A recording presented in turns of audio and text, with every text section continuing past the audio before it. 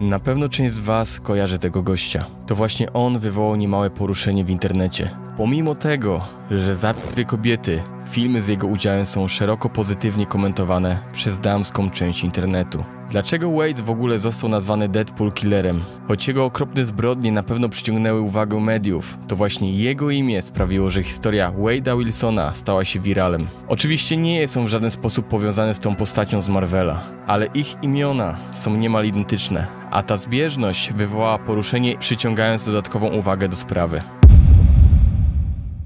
Zacznijmy od wyjaśnienia jednej kwestii, która wzbudziła największe emocje i zainteresowanie. Wade Wilson, postać z komiksów Marvela znany także jako Deadpool, jest fikcyjnym antybohaterem, którego humor i brutalność przyniosły mu ogromną popularność na całym świecie. Media początkowo ignorowały skojarzenia z Deadpoolem, ale wkrótce różni dziennikarze i internauci zaczęli łączyć te dwie postacie, co nadało sprawie nieoczekiwany popkulturowy wymiar.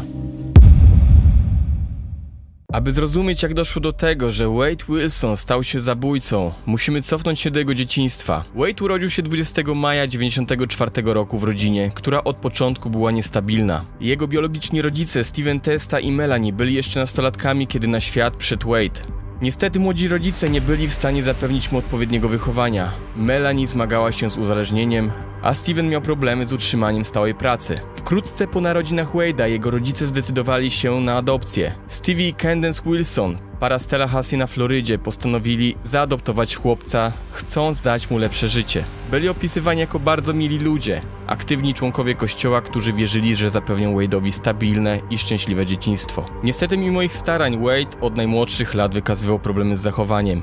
Już jako dziecko miał pierwsze konflikty z prawem, a w wieku nastoletnim jego problemy z narkotykami i przestępczością nasiliły się.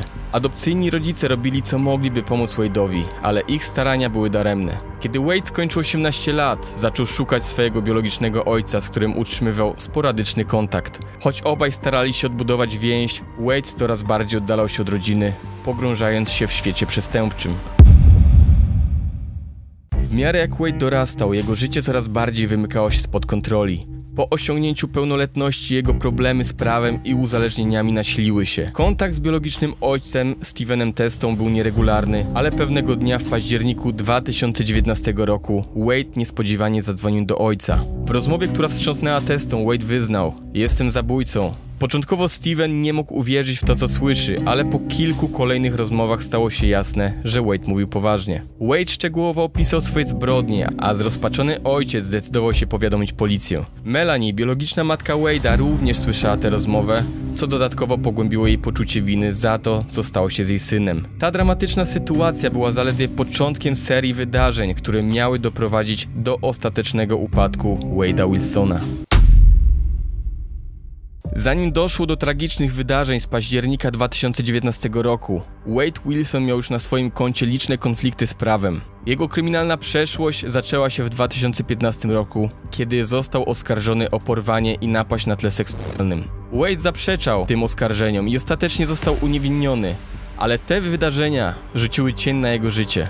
3 lata później, w 2018 roku, Wade ponownie znalazł się w centrum uwagi, gdy został powiązany ze sprawą Denise Williams, kobiety skazanej za morderstwo swojego męża. Brian Winchester, który odsiadywał wyrok za współudział w tej zbrodni, twierdził, że Wade zaoferował mu pomoc w zabiciu Denise.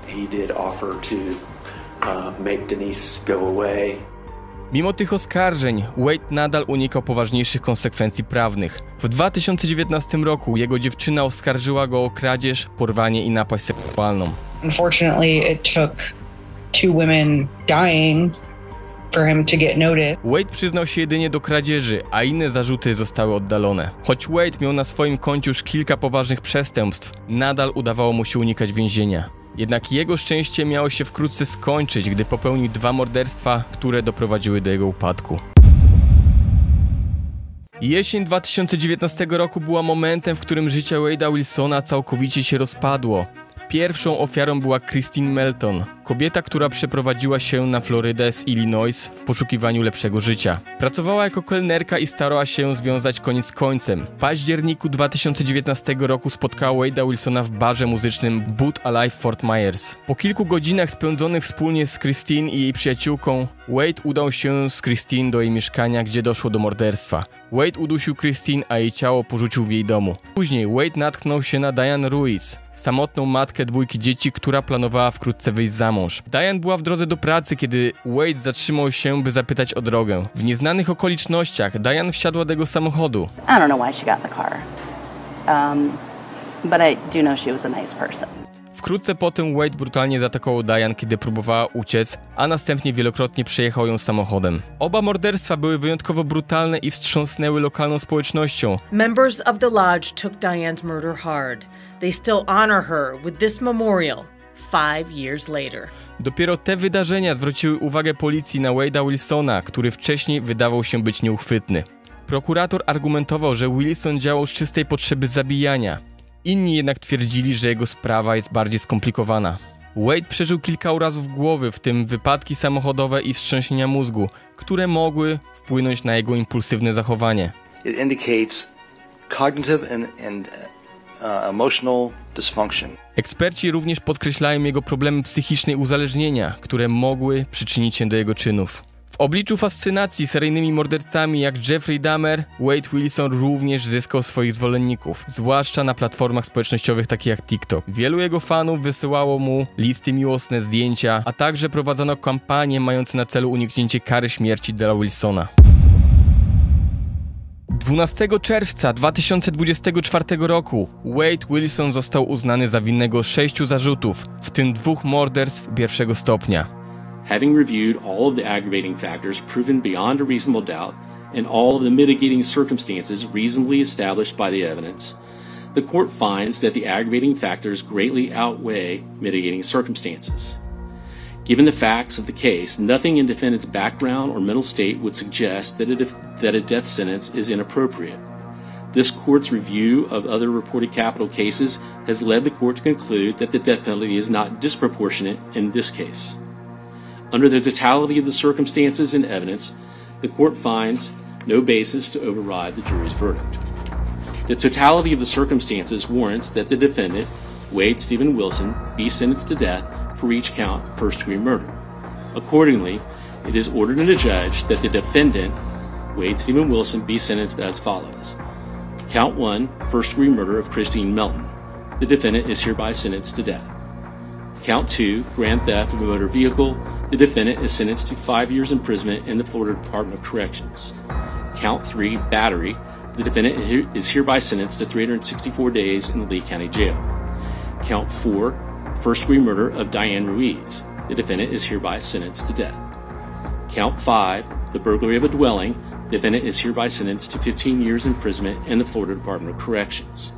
Count 6, petty theft. The defendant is hereby sentenced to 364 days in Lee County Jail.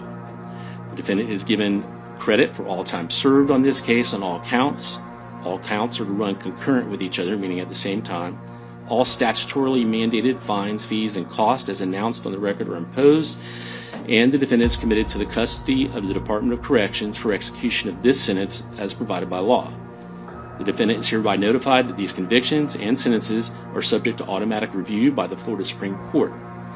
If he cannot afford an attorney to represent him in any appeal, the court will appoint one for him. Are there any other matters to present to the court? Briefly, Judge, the state would be seeking $17,500 cost of prosecution. I'm sorry, how much? $17,500. W sprawie Christine Melton 9 na 12 przysięgłych opowiedziało się za karą śmierci, a w przypadku Diane Ruiz 10 na 12. Ostateczna decyzja należała jednak do sędziego Nicolasa Thompsona, który 27 sierpnia 2020 roku skazał Wilsona na karę śmierci. Choć jego obrońcy planują odwołanie, to dla wielu sprawiedliwość zostanie osiągnięta dopiero, gdy Wilson zakończy swoje życie. So it is a decision that's solely left up to you if you want to address the court or not. Not today. Thank you. Later, when I come back, I will.